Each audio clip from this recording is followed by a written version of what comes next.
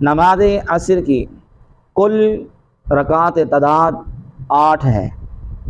جس کی ترتیب کچھ اس طرح سے ہے کہ پہلے ہم 4 سنت غیر موقدہ ادا کرتے ہیں اور اس کے بعد پھر 4 فرض جو ہے وہ ادا کرتے ہیں، اور نیت اس طرح کی جائے گی، پہلے 4 سنت ہیں غیر موقدہ، تو ان کی نیت کی میں نے 4 رکعت نماز سنت رسول اللہ کی، وقت نماز عصر، منہ طرف قبلہ شریف کے، بندگی اللہ تعالیٰ کی، اللہ اکبر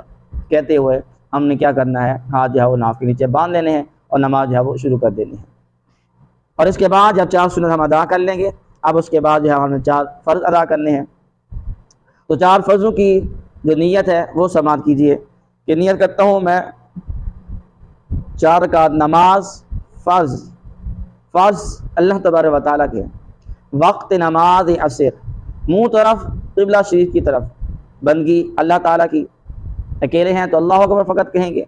مقتدی ہیں امام کے پیچھے ہیں تو پھر پڑھیں گے پیچھے حاضر اس امام کے اللہ اکبر،